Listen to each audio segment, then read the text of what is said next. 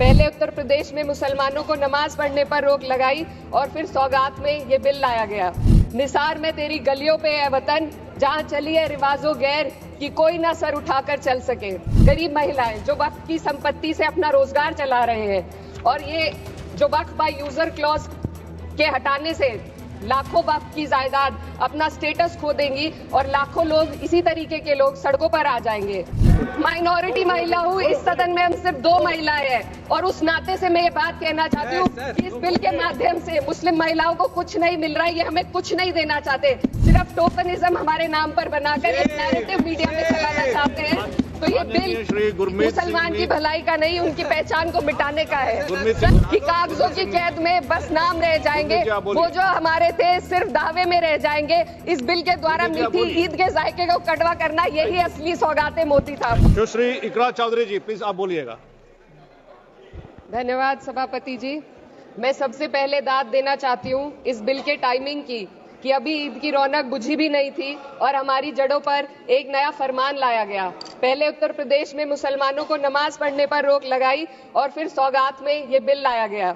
निसार में तेरी गलियों पे है वतन, जहाँ चली है रिवाजो गैर कि कोई ना सर उठाकर चल सके। मैं सभापति जी आपको ये बताना चाहती हूँ कि ईद के मौके पर एक विधवा महिला अपनी लड़की के साथ मेरे पास आई और उसने बताया कि वह एक वक्फ की प्रॉपर्टी में रहती है, वही उसके सर पर छत का काम भी करती है और उसकी रोजी रोटी भी वहीं से आती है। वो इस बिल को लेकर इतनी फिक्रमंद थी कि कहीं उससे वो उसकी संपत्ति ना छीन ली जाए। वो अकेली एक ऐसी महिला नहीं है, ऐसे लाखों लोग हैं जो वक्फ की गरीब महिलाएं जो वक्फ की संपत्ति से अपना रोजगार चला रहे हैं और ये जो वक्फ बाय यूजर क्लॉज के हटाने से लाखों वक्फ की जायदाद अपना स्टेटस खो देंगी और लाखों लोग इसी तरीके के लोग सड़कों पर आ जाएंगे। वक्फ क्या है, वक्फ बाय यूजर क्या है? इसका ये मतलब है कि कोई जायदाद अगर सालों से दीन और भलाई के कामों के लिए इस्तेमाल हो रही हो तो वो खुद ब खुद वक्फ मानी जाएगी। हिंदुस्तान की अदालतों ने भी इस बात को तस्लीम किया है।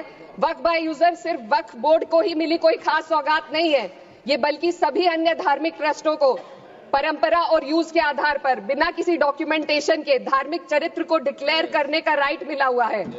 भारत के संविधान के आर्टिकल 13 क्लॉज 3 में कस्टम और यूसेज को कानूनी वैधानिकता प्रदान करता है। इसी आर्टिकल से वक्फ बाय यूजर भी निकला गया है। इस बिल के कानून बनने पर वक्फ बोर्ड तो इस प्रोविजन से हाथ धो बैठेगा, लेकिन अन्य धार्मिक ट्रस्टों को यह सुविधा जारी रहेगी। इससे भारतीय संविधान के आर्टिकल 14 और 15 का सीधा उल्लंघन है, जो धर्म और जाति के आधार पर भेदभाव और कानून के सामने सभी की बराबरी पर जोर देता है। मैं इसके साथ ये भी कहना चाहती हूँ कि सत्ता के लोग जो एक दूसरे की पीठ थपथपा रहे हैं कि वक्फ बाय यूजर का जो अमेंडमेंट इन्होंने दिया उसको एक्सेप्ट कर लिया गया है, लेकिन इनकी शरारत यह है कि उसके साथ ही एक ऐसा प्रोवाइजो इसमें शामिल किया गया जिसके आधार पर यह कहा गया है कि अगर कोई भी वक्फ की संपत्ति विवादित हो तो वो अपना वक्फ स्टेटस खो देगी। तो जो अमेंडमेंट इन्होंने दिया है, जिसको एक्सेप्ट कर लिया गया है, उसका कोई मतलब नहीं है। ये इनकी नीयत है जो साफ जाहिर हो रही है। सोने पर सुहागा एक काम और किया है सरकार ने। वक्फ की कानून के सेक्शन 107 को हटाकर लिमिटेशन एक्ट में 12 साल तक ही किसी के खिलाफ अदालत में जाने का प्रोविजन है। सेक्शन 107 में बोर्ड को लिमिटेशन एक्ट से राहत मिली हुई थी। वक्फ बोर्ड कभी भी अवैध कब्जाधारियों के खिलाफ अदालत जा सकता था। अगर ये सेक्शन ना हो तो अवैध कब्जा करने वाले लोग कानूनी प्रक्रिया का फायदा उठाकर वक्फ की प्रॉपर्टी को हड़प सकते हैं। अन्य धार्मिक ट्रस्टों पर भी ये लिमिटेशन एक्ट लागू नहीं होती, तो फिर वक्फ बोर्ड के साथ ये सौतेला रवैया क्यों किया जा रहा है? धर्म को देखकर दोहरी नीति क्यों अपनाई जा रही है? सेक्शन 107 और वक्फ बाय यूजर को अगर एक साथ पढ़ा जाए तो इससे लाखों वक्फ की प्रॉपर्टी पर कब्जा किया जाएगा। इसलिए ये बिल मुसलमान की भलाई का नहीं बल्कि उनके वजूद और विरासत को मिटाने का बिल है। हिंदुस्तान में बहुत सारे धार्मिक ट्रस्ट हैं जिसमें उस खास मजहब के लोग शामिल होते हैं और उसका इंतजाम करते हैं, और ये बात समझ में आने वाली भी है क्योंकि जो व्यक्ति अपने मजहब के रीति रिवाज को जितना अच्छे से समझ सकता है, किसी अन्य मजहब का व्यक्ति नहीं समझ सकता। आर्टिकल 26 क्लॉज 2 के तहत धार्मिक संप्रदायों को अपने मजहबी इदारों के एडमिनिस्ट्रेशन का हक देता है, लेकिन वक्फ बोर्ड के बारे में इसको उल्टा किया जा रहा है। Sir 2 minute sir please 2 minutes. सरकार इसे एक सेक्युलर बॉडी मान रही है और इसमें गैर मुस्लिमों को शामिल करने की बात कह रही है। आपके मुंह से सेक्युलरिज्म की बात सुनकर अच्छा लगा, लेकिन अगले ही पल ये भ्रम टूट जाता है क्योंकि आपको सिर्फ दान देने के लिए प्रैक्टिसिंग मुस्लिम का आपने क्लॉज डाला है, लेकिन बोर्ड में बैठने के लिए मुस्लिम होने की कोई आपकी क्लॉज नहीं है। तो इससे आपकी जो दोहरी नीति है वो साफ जाहिर होती है।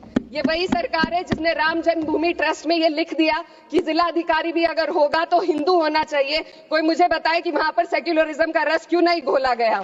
सर, आखिर में मैं अपनी बात को खत्म करने से पहले महिलाओं का मुद्दा बार बार उठाया जा रहा है। सरकार का कहना है कि बोर्ड में मुस्लिम महिलाओं को रिप्रेजेंटेशन देंगे।